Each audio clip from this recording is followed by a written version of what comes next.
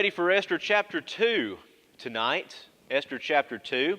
As is our custom, we'll read a little bit and stop and talk about it a little bit. And I said this last week, I want to reiterate this, that Esther is a narrative. And it reads very much like a play or a movie script. You have this dramatization, it seems, of these characters as you move throughout.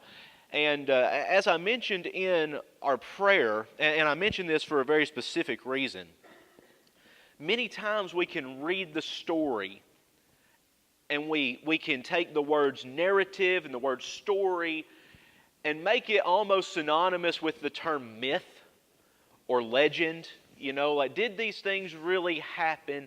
And a lot of times we can get to the point where we say, well, it's a good bedtime story. Well, these are true events, and I think what we're going to find from chapter 2 is that there's a lot more going on in the background of these events than what we may hear or read about in our vacation Bible schools and in our children's books from which this story is so popular. So after chapter 1, Vashti has been put away.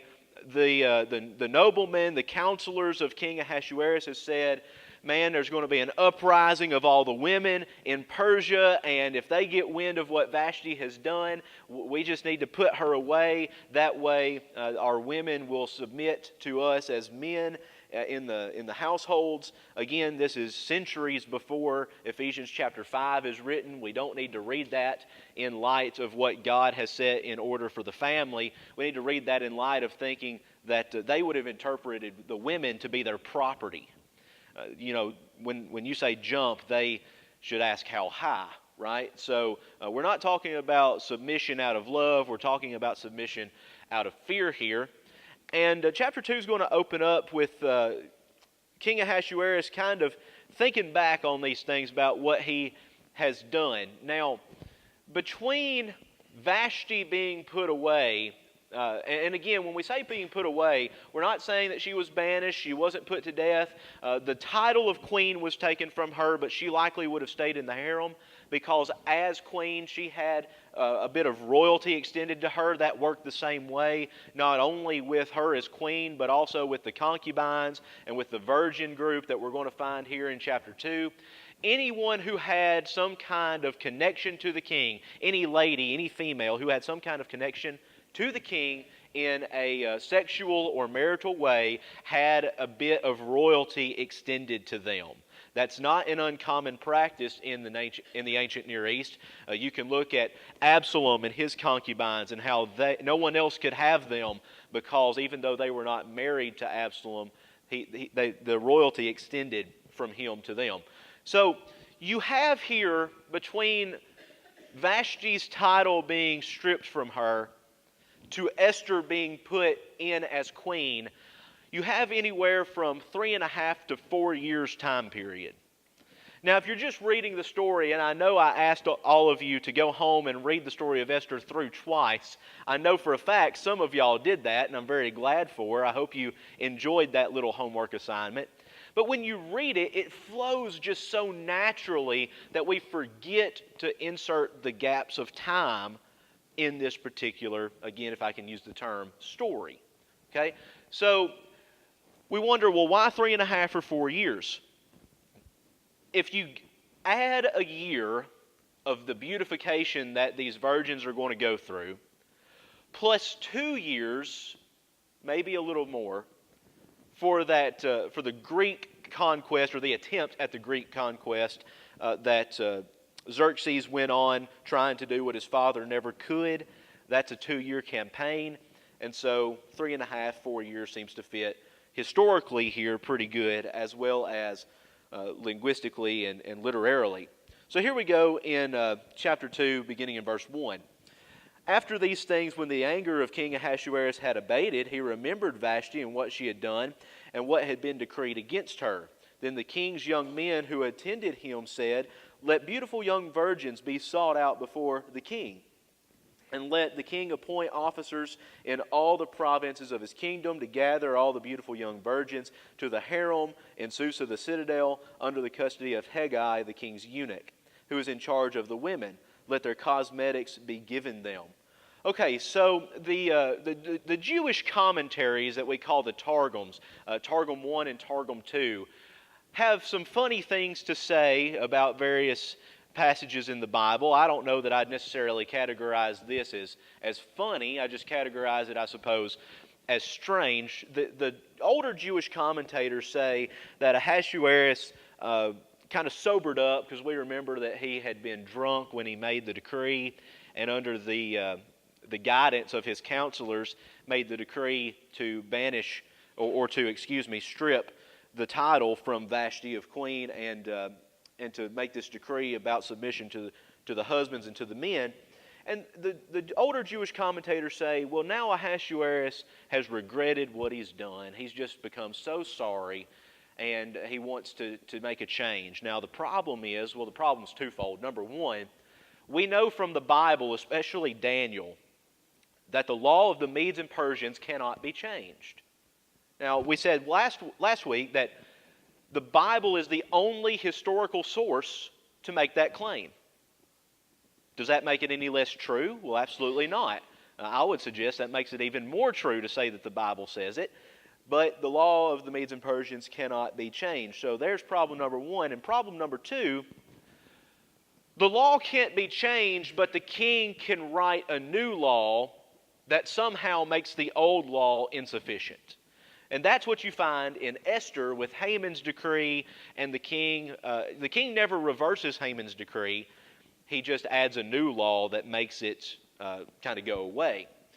And so if you're a counselor of the king who has been instrumental in making this new law, at least if I'm one of those counselors, I'm thinking, well, if the king thinks this is a bad law or a bad decision, my life could even be at danger. So you got two things at play here about the king remembering what he's done then to Queen Vashti. So notice what the counselors say. They say, the king's young men who attended him said, let beautiful young virgins be sought out for the king. Okay, and they're going to become part of this harem. Now, the word harem is very closely related to the Hebrew word harem. The Hebrew word harem means set apart. Usually, when the word harem is mentioned, it's used to talk about followers of God. How you're set apart for the purpose, you're set apart, made different from the world. But here we're talking about a group of people who are set apart for one man. Okay, and so that seems to fit here with this context. So let the beautiful young virgins be sought out for the king. It always made me chuckle a little bit. Well, if they're so beautiful, why do they need a year of beautification? Right? Verse 3, let the king appoint officers in all the provinces of his kingdoms to gather the beautiful young virgins to the harem in Susa the citadel. When we get a little bit further, we're going to see that Esther was taken to be part of this group. There's a lot of debate, and I don't really know as to which side I lean on here. You can look linguistically or you can look contextually, and the both seem kind of contradictory to each. But linguistically, it seems that the word taken does not imply forcibly. Okay, because the same word is used to describe Mordecai, that Mordecai took Esther to be his child.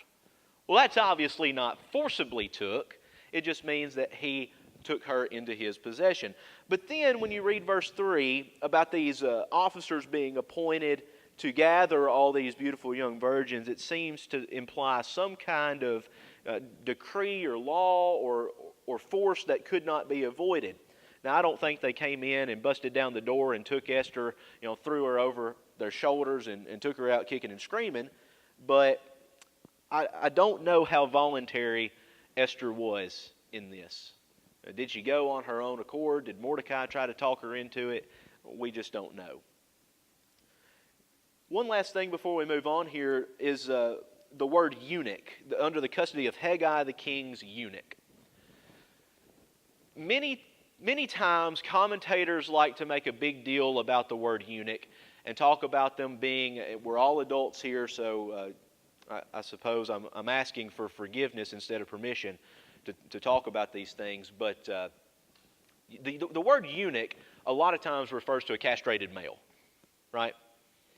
It's very likely that Daniel and his friends underwent that surgery in order to serve in their capacities.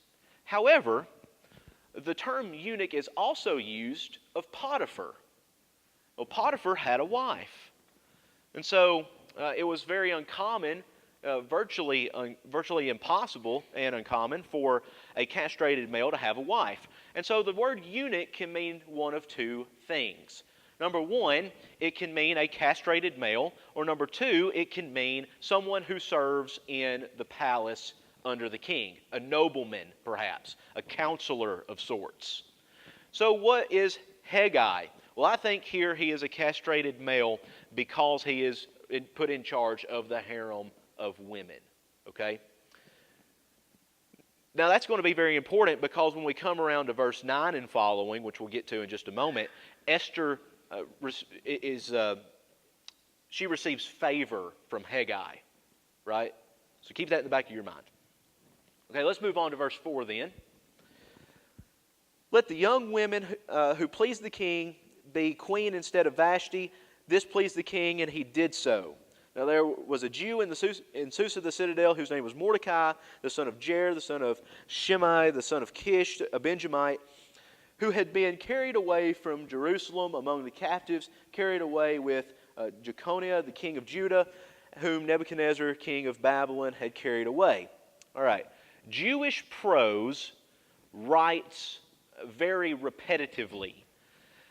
This is what happened, and it then happened, and look at what happened in the past. Okay, so you have A, then B, then C, all telling the same thing. That's really what you get here. They was carried away, and then he was carried away, and then he was carried away. So this suggestion, I guess I'll call it, please the king, sounds good, do it. And there's a Jew in Susa whose name is Mordecai. Okay, Mordecai is introduced here. The only thing we know about him so far is that he's a Jew who lives in the capital. We're going to find out why he's a Jew who lives in the capital here in just a moment, because his job is to be the gatekeeper of the palace. At least I think there's a good argument that can be made for that. It's interesting that archaeology has actually discovered tablets with the name Mordecai on them. And so a lot of higher level scholarship looks at the book of Esther and they say, well, this isn't a real story, this never happened. And then archaeology comes back and says, yes, it did. Here's some proof that this person actually lived in Susa. Now, notice where it says that he was taken among the captives, carried away from Jerusalem among the captives. Now, the question is, who is the subject of that being carried away? Is it Mordecai, or is it one of his ancestors? There were 3 deportations from Jerusalem under Nebuchadnezzar. One happened in the year 605, the other happened in 597, and then the famous one in 586. So which one are we talking about? Well, it seems that the year 597 seems to fit best with this context. The only problem with that is, if you say that Mordecai was physically taken from Jerusalem in 597, that puts him at being over 100 years old. And that makes Esther to be pretty old herself, right? So I think this is referring to his family, that his family was led out of Jerusalem under Nebuchadnezzar, not necessarily Mordecai himself. Verse 7 and 8 then, he was bringing up Hadassah. Now, some of you may be familiar with the Hadassah Hospital in Jerusalem. That's named after Esther, right? Esther's the Persian name. Hadassah is her Hebrew name. The daughter of his uncle, for she had neither father or mother. The young woman had a beautiful figure and was lovely to look at. When her father and her mother died, Mordecai took her as his own daughter. So when the king's order and his edict were proclaimed, when many young women were gathered in Susa in the custody of Haggai, Esther also was taken into the king's palace and put in custody of Haggai, who had charge of the women. So notice here, I know that because the term uncle is used, the daughter of his uncle, I like asking my teenagers this question. What was the relationship between Esther and Mordecai? How many times have you heard people say Mordecai was Esther's uncle? No, they are cousins. They're cousins. What happens when a child loses their father and mother, or when a wife loses her husband? What happens according to the Jewish law? Next of kin takes, right? Next of kin. So, fits here with the Jewish customs, and Mordecai then is going to raise her as his own daughter. There's a bond there that's going to be very important for us as we move throughout the book of Esther. Now notice verse 8, when the king's order and his edict were proclaimed, and when many young women were gathered in Susa, Esther was also taken into the king's palace and put in custody. Now there again, that word taken, we read that and we imply that it was forcibly taken. Now the etymology of the word doesn't give us that.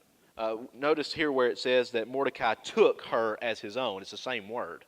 Okay, so forcibly, not forcibly, I think it's open to interpretation there. I think there had to be some kind of willingness to go, though the reason is obviously unknown to us. One thing, too, I wanted to say before we move on is back in verse 7, she had, she was beautiful. She had a beautiful figure and was lovely to look at. Literally in Hebrew, and your Bibles may translate it a little differently than what I have on the slide. Literally, it means she was beautiful in form and face. Okay, and so we're talking about someone who is physically attractive in her body and also physically attractive in the aesthetics of her face. Someone who has a physical attractiveness. Now that is very important because who were being gathered by these officials? Young ladies who were physically attractive. I love teaching the book of Esther to teenagers, especially young men, because it's very easy, and I can speak from experience, dating someone who is physically attractive but is not beautiful. There's a difference. There's a big difference between being physically attractive and being beautiful. I know a lot of people who may not fall under our world's category of being physically attractive, but are some of the most beautiful people I've ever met. Now, when we come further to verse 9, what we alluded to earlier, Esther is going to fall into favor with Hegai. Remember, Hegai is the eunuch who King Ahasuerus put in charge of his harem. And Hegai, as we said, is a eunuch. I think here he is a nobleman, but I also think he is a castrated male because he is put in charge of the females. You don't want a male running through with testosterone being in charge of a group of women. That just doesn't mesh, right? Okay, so notice what Esther does to get on Hegai's good side. Verse 9, the young women pleased him and won his favor. Now, who are we talking about here? Go back to verse 8 where it says, Esther was also taken into the palace and put in custody of Hegai. And the young woman pleased him and won his favor. We're talking about Hegai here. And he quickly provided her with her cosmetics and her portion of food, with 7 chosen young women from the king's palace, and advanced her and her young women to the best place in the harem. Esther had not made known her people or kindred, for Mordecai had commanded her not to make it known. And every day Mordecai walked in front of the court of the harem to learn how Esther was and what was happening to her. We find a lot about the relationship between Mordecai and Esther here. Apparently, Mordecai had some way to come in contact with Esther, or at least to get close enough to her, to have some sort of communication with her, to find out how she's doing, to make sure everything's okay. That's going to be important when we come later in chapter 2 when this plot to kill the king comes up and Mordecai tells Esther. Well, how can Mordecai tell Esther if he's a Jew and the Jews are slaves in Susa and Esther now has been promoted to this level in the harem that she is? How does he get his message to her? Well, they had to have some form of communication. It's unclear whether or not the eunuchs in the harem were aware of their relationship. Maybe they were, but remember, Mordecai told Esther, whatever you do, don't let anybody know you're a Jew. right? Now notice where it says that the young woman pleased him and won his favor. How do you win the favor as a beautiful, or as a physically attractive, let me say, woman? How do you win the favor of a man who, again, not to be, over the top with this, but who by no physical way should have any attraction to you? You do it by your character, by the inner person of the heart. What made Esther stand apart from these other girls?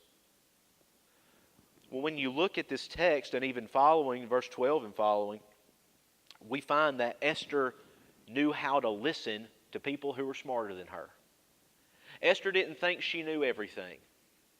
Now, friends, I have been that way in my life. I'll tell you just right straight up, didn't nobody know more in this world than I did when I was 16 years old, right? We've all been there. But ladies, I love y'all. I've never met a woman who's wrong. Right? You probably haven't either. Esther knew how to listen to people who knew more than she did. Okay? So Esther didn't make it known who she was or what her heritage was, that she was a Jew. The question, there's this kind of a theological question. I don't know that I have an answer to it. I guess I want to give it to you so you can think about it rather than for us to answer it. Can we call Esther a good Jew if she didn't tell anybody that she was a Jew and she was in this beautification process for a year? I mean, how many Jewish holidays come up in the course of a year that you don't do? How many times do you need to sacrifice and can't? Right? So it's a theological question. Again, I don't know that I have an answer for it. I think it shows us that the level of dedication that Esther had. I don't think we can fault Esther for doing this because, well, that's just simply what happened. That's just the hand that was dealt her at this particular time. So Mordecai was going to come and check on her and make sure everything was okay. Verse 12 then. When the turn came for each young woman to go in to King Ahasuerus, after being 12 months under regulation for the women, there's our year, since this was the regular period of their beautification, 6 months with oil and myrrh and 6 months with spices and ointments for women, when the young woman went in to the king in this way, she was given whatever she desired to take with her from the harem to the king's palace. All right, we got a lot to unpack here. I know it doesn't seem it just reading it, but there's a lot to unpack here. Year of beautification. I said it earlier, I'll say it again. If these girls are so pretty, why do they need a year? Well, notice what's happening in the year of beautification. And there's something else that happens for a 6-month period that we're not told here, but we're told from extra biblical sources. They're not just being beautified, at least on the outside. They're being taught Persian court etiquette. When we see Vashti in chapter 1, what is she doing? She's throwing a banquet for the wives and the women that came with all of these other noblemen to the banquet that Ahasuerus was hosting. So there's 2 banquets going on. Vashti threw that banquet, right? How in the world did she know what to do? There's a court etiquette that has to take place. There's a way of acting. And Esther is going to learn this along with the other girls who are gathered. And she's going to play in that role later when she tries to approach the king about Haman's decree. Okay, so this 6 months with oil and 6 months with spices. Now, I know we don't reference this book a whole lot, and I suppose for good reason, at least in mixed company like this. But when you read the Song of Solomon, there are passages, for example, Song of Solomon chapter 1 and verse 13, that talk about this necklace of spices. And the Song of Solomon goes a little more vividly than I'm going to in this class. But the necklace, and that it hangs there and it just smells so good, and there's aphrodisiacs in that perfume. Well, that was common for these women. These people aren't taking baths every day like we do, right? And you all have been on mission trips, I'm sure, or maybe have had instances where you've been around somebody who may not have bathed for a day or 2 days or a week or a month. Start to get a little ripe in there, doesn't it? Well, these women would wear these perfume sacks that hung around their neck, and that perfume would get in their clothing, and so their clothing would become perfumed. And so there's the 6 months of beautification, at least one of the things. Now, they were getting massages and face treatments and hairdos and this, that, and the other, and also learning the court etiquette. Now, verse 13, when the young woman went in to the king in this way, she was given whatever she desired to take with her from the harem to the king's palace. So, she's going into the king.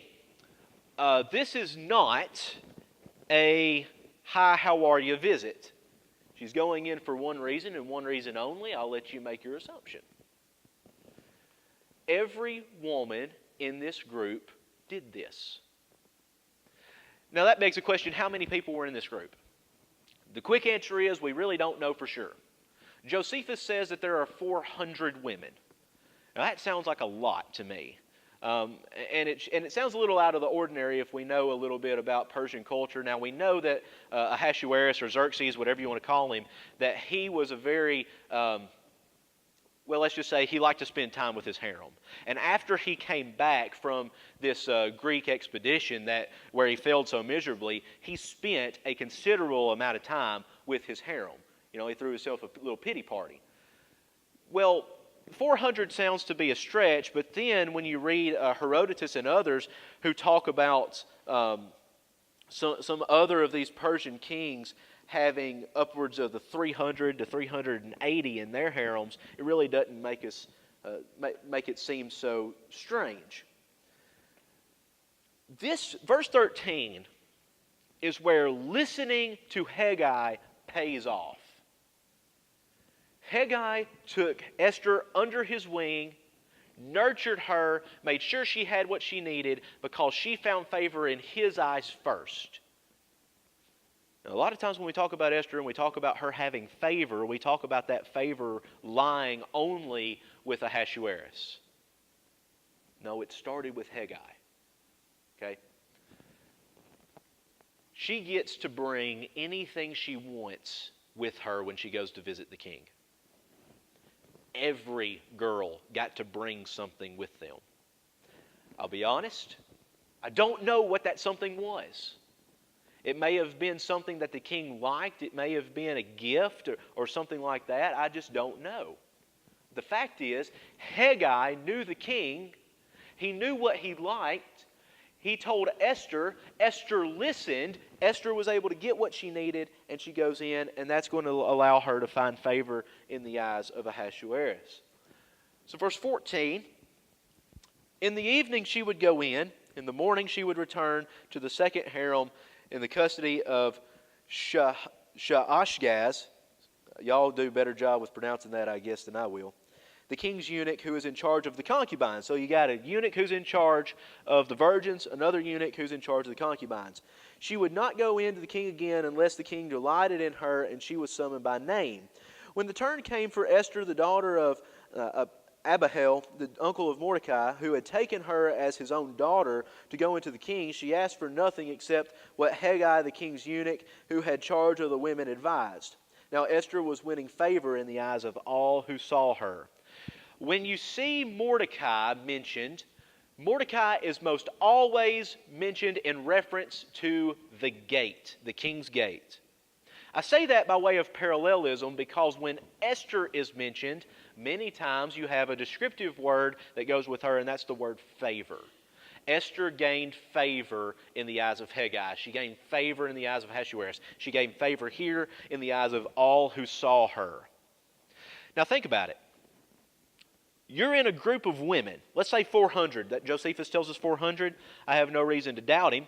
Let's say you're in a group of 400 women. 400 women to get together, and they're all fighting for the role of queen. And Esther finds favor with them. Well, y'all, I went to college, and I had female friends at college who had roommates, two girls in a room together. Cat fights every day. Ladies, I love you, but I know how you are. At least with guys, we'll go knock each other out in the parking lot and hug. Okay, we'll be done with that. Ladies, y'all let it just keep on going and keep on going and keep on going. I cannot imagine 399 other ladies finding favor, or Esther finding favor with them. But she did. There's something about the character of Esther here that's just pleasing. She just knows how to win people. And she knows how to make friends and keep friends and do what she needs to do to be pleasing to people. So she goes in the morning, and then she would return, or she goes in the evening. In the morning, she would return to the second harem. Two groups here, the group of virgins and the group of concubines. Once you have gone into the king, again, not to be, or to strain my political correctness, but you ain't a virgin no more. So you can't go back to the group of virgins. Where do you go? You go to the group of concubines. You're not married to the king, but because the king and you have had some sort of sexual relationship, you now have royalty extended to you. You cannot be taken by another man. You belong to him, even though you're not married. And the only time you can come in his presence is if he calls you by name. Now what we're going to find about Esther is she became memorable to the king, and he was going to call for her. I think that tells us a lot about the character of Esther here. Verse 15, when the turn came for Esther, the daughter, I'm not going to try to butcher those names again. She asked for nothing. Look at the end of verse 15 here. She asked for nothing except what Hegai, the king's eunuch, who had charge of the women, advised. So Hegai had told her what to do. She did it, and she brought it in, and she found favor with all kinds of folks. We will end with verse 16 through 18 and got about a minute or so left, at least according to that clock. When Esther was taken to King Ahasuerus into his royal palace in the 10th month, which is the month of Tebeth, in the 7th year of his reign, the king loved Esther more than all the women, and she had won grace and favor in the sight more than all the virgins, so that he set the royal crown on her head and made her queen instead of Vashti. Then the king gave a great feast for all his officials and servants. It was Esther's feast. He also granted a remission of taxes to the provinces and gave gifts with royal generosity. So, something about Esther, he decided that he loved her. He loved her more than all the other women, and he decided to take her as queen. Now, I can't tell you how many times I have heard this passage read and talked about in Bible classes, and they say, well, now the king is married to Esther, and all the other women just go away. No, Ahasuerus was not monogamous, okay? Not by any means. The title was just placed on her. The crown was placed on her. The crown in which chapter 1 tells us Ahasuerus wanted Vashti to come to the banquet in has now been placed on Esther's head. And Vashti is, she's forgotten about. She's been stripped of her title. And so he loved her more than all the other women, set the royal crown on her head. Verse 18, the king gave a great feast for all his officials and servants. Now, you begin in chapter 1 with a feast. You come to chapter 2 and there's a feast. You're going to end in chapter 10 with a feast. Fasting was not a common practice among the Persians. I think we can see that. We're going to see fasting as a common practice among the Jews here later in chapter 4, but definitely not among the Persians. We get some issues of translation here, and I'm not so sure that I'm not going to say your translation is bad. I think it's fine. But really what's happening here with this feast, the taxes have been suspended. There's no taxation, and there's no military draft. Now, put that in context. The king has come back from a 2-year campaign where he loses all kinds of military stability. And he comes back after a year, he appoints a new queen, and then there's no draft. Boy, Ahasuerus must be feeling pretty good about himself. Something must have happened between then and now to get him back on where he wants to be. The Greek campaign that failed so miserably, Herodotus tells us that it just devastated Ahasuerus. And so now I think we're starting to get back to our friend who acts before he thinks. All right?